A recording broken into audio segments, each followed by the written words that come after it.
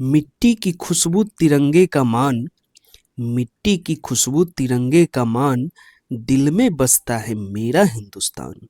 वीरों की कुर्बानी को सलाम, भारत माता को सत सत प्रणाम।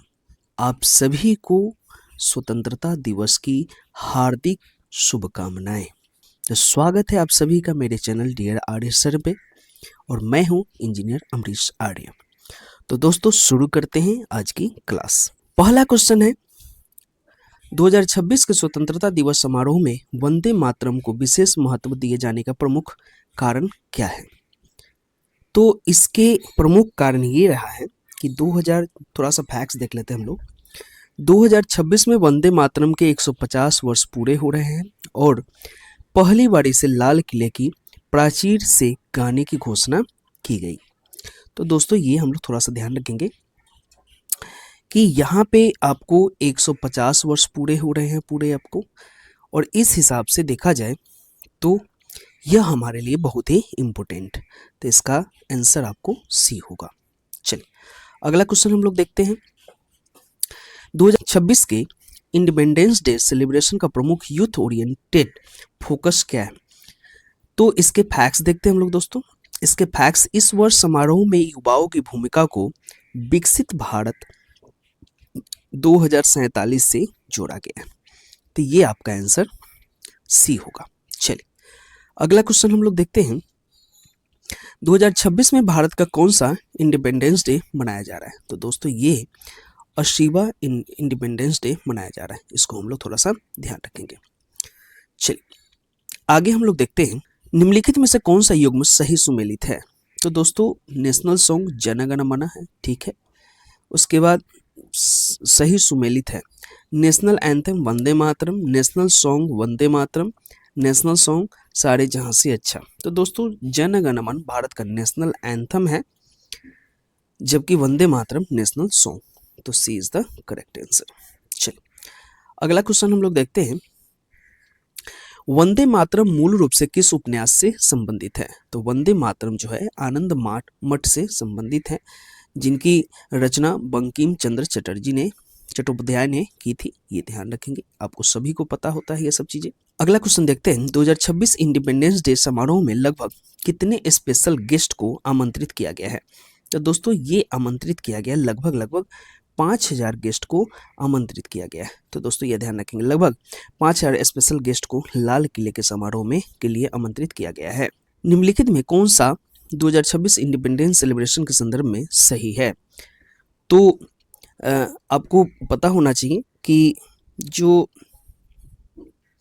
प्रधानमंत्री होते हैं और राष्ट्रपति होते हैं, दोनों का अपना अपना एक कार्यकाल होता है और अपना अपना अधिकार क्षेत्र होते हैं, उससे संबंधित है।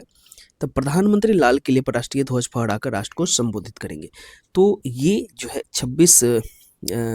15 अगस्त को जो है हमारे प्रधानमंत्री जी लाल किले पर राष्ट्र ध्वज को फहराकर राष्ट्र को संबोधित करने वाले हैं, तो इसका सी इज द करेक्ट आंसर। अगला क्वेश्चन हम देखते हैं, हाल ही में बिहार से संबंधित कौन सा प्रशासनिक तथ्य बीपीएससी अभ्यर्थियों के लिए महत्वपूर्ण है?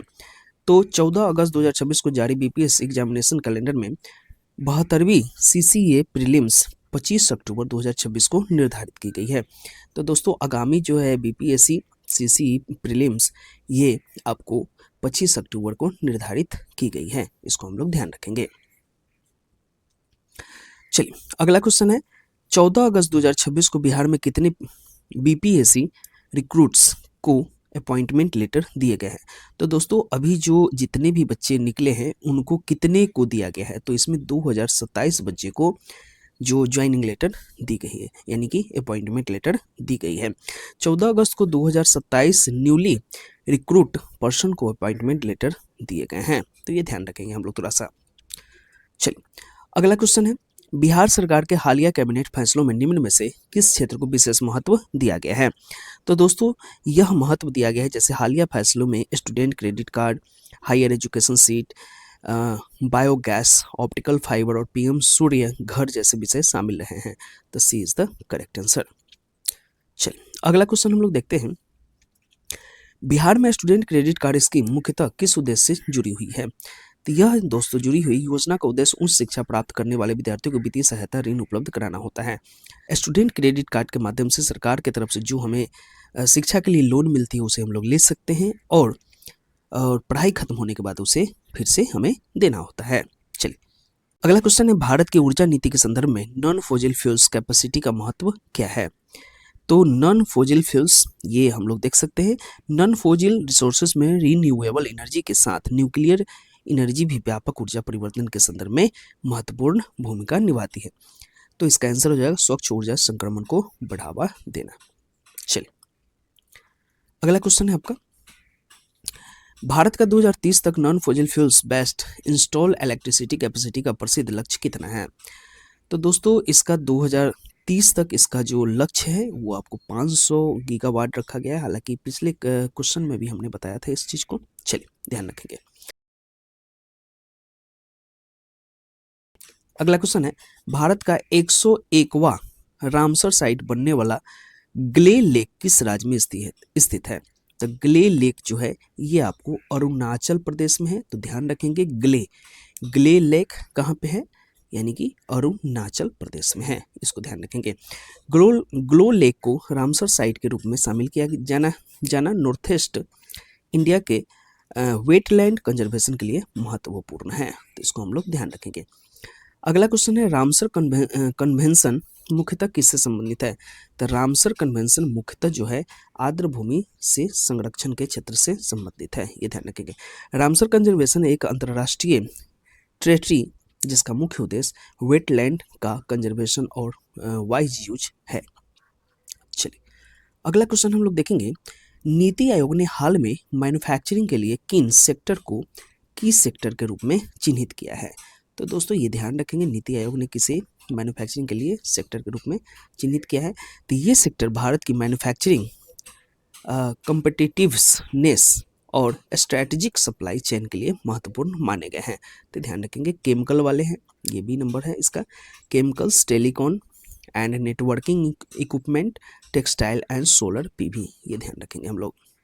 चलिए अगला क्वेश्चन है आपका, निम्नलिखित में कौन सा सोलर पीवी का सही अर्थ है? तो सोलर पीवी का मतलब होता है फोटोवोल्टाइक टेक्नोलॉजी, सूर्य के प्रकाश को सीधे इलेक्ट्रिक एनर्जी में चेंज करता है। तो सोलर फोटोवोल्टाइक जो कि आपने अगर साइंस पढ़ा होगा तो 12 के सिलेबस में ये जरूर पढ़ा होगा। चलिए अगला क्वेश्चन हम लोग देखते हैं, हर घर तिरंगा अभियान का मुख्य उद्देश्य क्या है? यानी कि हर घर तिरंगा का नागरिकों को पार्टिसिपेशन और तिरंगा के प्रति सम्मान को बढ़ाना होता है। अभियान नागरिकों को पार्टिसिपेशन और तिरंगा के प्रति सम्मान को बढ़ाना होता है, जबकि दोस्तों ये ऑप्शन जो है पिछला वाला ही छप गया है, तो ये ऑप्शन हम लोग कटिंग कर देंगे। चलिए अगला क्वेश्चन देखते हैं हम लोग, हाल की रिपोर्ट के अनुसार लोकसभा की शेड्यूल वर्किंग टाइम में लगभग कितना हिस्सा वास्तव में कार्य हुआ है? यानी कि लगभग ये 15% कार्य हुआ है। पार्लियामेंट प्रोडक्टिविटी लोकतांत्रिक संस्था के इफेक्टिव फंक्शन का महत्व इंडिकेटर है, तो इसको भी हम लोग ध्यान रखेंगे। चलिए अगला क्वेश्चन है आपका, निम्न में से कौन सा कथन 2026 के इंडिपेंडेंस डे और वंदे मातरम के संदर्भ में सही है? तो दोस्तों यहाँ पे दिए हुआ है, सबसे पहले देखेंगे पहला यहाँ पे 2026 में वंदे मातरम के 150 वर्ष पूरे हुए हैं, तो दोस्तों इसको हम लोग देख सकें, ये भी सही है आपका। इससे पहले रेड फोर्ट की रिम्पार्ट्स में गाने की घोषणा हुई है, ये भी सही है आपका। समारोह में युवा शक्ति पर जोर है, ये भी सही है। तो दोस्तों 1, 2, 3 इसके तीनों सही हैं। तो ये तीनों फैक्ट्स 2026 इंडिपेंडेंस डे सेलिब्रेशन के प्रमुख हाईलाइट्स रहे हैं।